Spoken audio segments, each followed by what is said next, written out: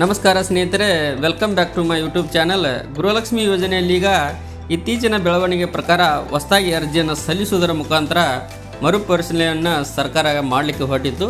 ಈಗ ಅದರಲ್ಲಿ ಒಂದು ಹೊಸ ಅಪ್ಡೇಟ್ ಬರ್ತಾ ಇದೆ, ಒಂದು ಹೊಸ ದೊಡ್ಡ ಬದಲಾವಣೆಯೇ ಬರ್ತಾ ಇದೆ ಅಂತಲೇ ಹೇಳ್ಬೋದು.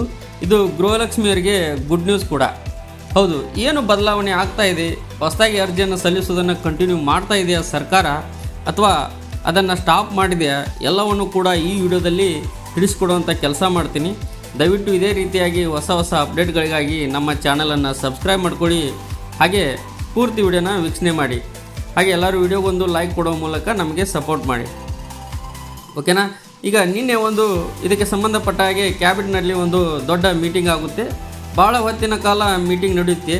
ಯಾವ ರೀತಿಯಾಗಿ ಗ್ಯಾರಂಟಿ ಯೋಜನೆಗಳ ಪರೀಕ್ಷೆಯನ್ನು ಮಾಡಬೇಕು ಅಂತ ಹೇಳಿ ಮೀಟಿಂಗ್ ಆಗುತ್ತೆ. ಇದಕ್ಕೆ ಸಂಬಂಧಪಟ್ಟ ಹಾಗೆ ಹೊಸದಾಗಿ ಅರ್ಜಿಯನ್ನು ಸಲ್ಲಿಸಬೇಕು ಮತ್ತು ಎಲ್ಲರೂ ಜನರು ಹೊಸದಾಗಿ ಡಾಕ್ಯುಮೆಂಟ್ಸ್ಗಳನ್ನು ಕೊಡಬೇಕು ಮತ್ತು ಅದೇ ರೀತಿ ಇನ್ಕಮ್ ಮತ್ತು ಕ್ಯಾಶ್ ಸರ್ಟಿಫಿಕೇಟ್ ಕೂಡ ಕೊಡಬೇಕು ಅಂತ ಹೇಳಿ ಏನು ನಿನ್ನೆ ಪೇಪರ್ನಲ್ಲಿ ಅಪ್ಡೇಟ್ ಬಂದಿತ್ತು, ನಿಮಗೂ ನಾನು ವಿಡಿಯೋ ಮಾಡಿ ತಿಳಿಸಿದ್ದೆ. ಈಗ ಬರ್ತಾ ಇರೋ ಮಾಹಿತಿ ಪ್ರಕಾರ ಹೊಸದಾಗಿ ಅರ್ಜಿ ಹಾಕುವಂಥ ಅವಶ್ಯಕತೆ ಇಲ್ಲ ಹೇಳಿ ಮಾಹಿತಿ ಬರ್ತಾ ಇದೆ.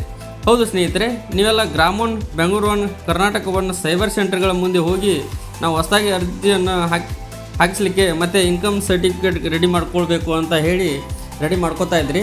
ಈಗ ಬರ್ತಿರುವಂಥ ಅಪ್ಡೇಟ್ ಪ್ರಕಾರ ಹೊಸದಾಗಿ ಅರ್ಜಿ ಸಲ್ಲಿಸುವಂಥ ಅವಶ್ಯಕತೆ ಇಲ್ಲ ಅಂತ ಹೇಳಿ ಮಾಹಿತಿ ಬರ್ತಾ ಇದೆ. ಮುಂದೆ ಏನಾಗುತ್ತೆ ಏನು ಗೊತ್ತಿಲ್ಲ, ಯಾವ ರೀತಿ ಪರಿಷ್ಕರಣೆ ನಿರ್ಧಾರವನ್ನು ತೆಗಿತಾರೋ ಗೊತ್ತಿಲ್ಲ. ಸದ್ಯಕ್ಕಂತೂ ಹೊಸದಾಗಿ ಅರ್ಜಿ ಸಲ್ಲಿಸುವಂಥ ಅವಶ್ಯಕತೆ ಇಲ್ಲ ಅಂತ ಹೇಳಿದ್ದಾರೆ. ಖಂಡಿತವಾಗ್ಲೂ ಇದು ಒಳ್ಳೆಯ ಬೆಳವಣಿಗೆ. ಯಾಕಂದರೆ 1,25,00,000 ಜನ ಫಲಾನುಭವಿಗಳಲ್ಲಿ ಪ್ರತಿ ತಿಂಗಳು ಸಾಯ್ತಾ ಇರ್ತಾರೆ ಜನ, ಓಕೆನಾ. ಪ್ರತಿ ತಿಂಗಳು ಏಜ್ ಆದವರು ಇರ್ತಾರೆ ಮನೆಯಲ್ಲಿ, ಕೋಟ್ಯಾಂತರ ಜನರಲ್ಲಿ ಪ್ರತಿ ತಿಂಗಳು ಸಾಯ್ತಾನೆ ಇರ್ತಾರೆ. ಹಾಗಂತ ಪ್ರತಿ ತಿಂಗಳು ಹೊಸದಾಗಿ ಅರ್ಜಿ ಸಲ್ಲಿಸೋಕ್ಕೆ ಆಗುತ್ತಾ? ಅದು ಒಳ್ಳೆಯ ನಿರ್ಧಾರ ಅಲ್ಲ ಅನ್ನೋದು ನನ್ನ ಅಭಿಪ್ರಾಯ. ಅದರ ಜೊತೆಯಲ್ಲಿ ಈಗ ಹಾಗಾದರೆ ಮತ್ತು ಯಾವ ರೀತಿಯಾಗಿ ಪರಿಷ್ಕರಣೆ ಮಾಡ್ತಾರೆ, ಯಾವ ನಿರ್ಧಾರವನ್ನು ತೆಗೆದುಕೊಂಡಿದ್ದಾರೆ ಅಂತ ನೋಡೋಕ್ಕೆ ಹೋದರೆ, ಈಗ ಮನೆಯಲ್ಲಿ 4-5 ಜನ ಇರ್ತಾರೆ, ಡಿವೈಡ್ ಆಗಿರೋದಿಲ್ಲ. ಒಬ್ಬರು ಎಲ್ಲೋ ಕೂಡ ಗೃಹಲಕ್ಷ್ಮಿ ಹಣ ಪಡ್ಕೋತಾ ಇರ್ತಾರೆ. ಆದರೆ ಅವ್ರ ಜೊತೆಯಲ್ಲಿ ವಿದ್ಯುತ್ ಕನೆಕ್ಷನ್ ಅಷ್ಟೇ ಒಬ್ಬರ ಹೆಸರಲ್ಲಿ 4-5 ಮನೆಗಳಿರ್ತವೆ.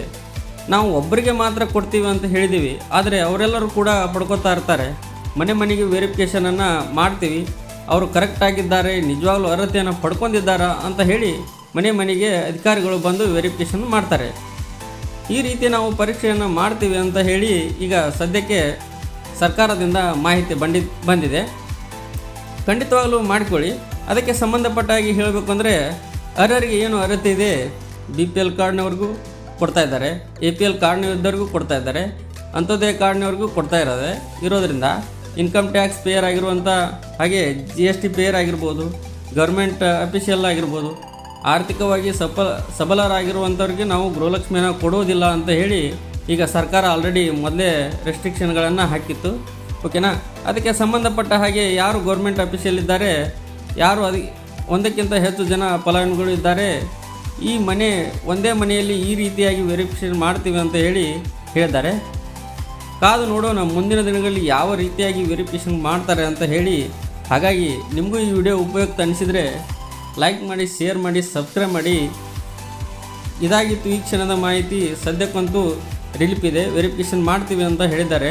ನೋಡೋಣ. ಸದ್ಯಕ್ಕೆ ಗೃಹಲಕ್ಷ್ಮಿ 31ನೇ ಕಂತಿನ ಹಣ ಸರ್ಕಾರ ಆದಷ್ಟು ಬೇಗ ಬಿಡುಗಡೆ ಮಾಡಬೇಕು ಅಂದರೆ, ಯಾಕಂದರೆ ಈಗ ಆಲ್ರೆಡಿ ಮಹಿಳಾ ಮತ್ತು ಮಕ್ಕಳ ಅಭಿವೃದ್ಧಿ ಇಲಾಖೆಯಿಂದ ಬಂದಾಗಿದೆ ಹಣ. ಆದಷ್ಟು ಬೇಗ DBT ಮುಖಾಂತರ ಜನರಿಗೆ ಹಣ ಜಮಾ ಮಾಡಿದರೆ ಒಳ್ಳೆಯದು ಅನ್ನೋದು ನನ್ನ ಅಭಿಪ್ರಾಯ. ಇದಾಗಿತ್ತು ಈ ಕ್ಷಣದ ಮಾಹಿತಿ. ಎಲ್ಲರೂ ವಿಡಿಯೋ ನೋಡಿದ್ದಕ್ಕೆ ತುಂಬ ಹೃದಯದ ಧನ್ಯವಾದಗಳು.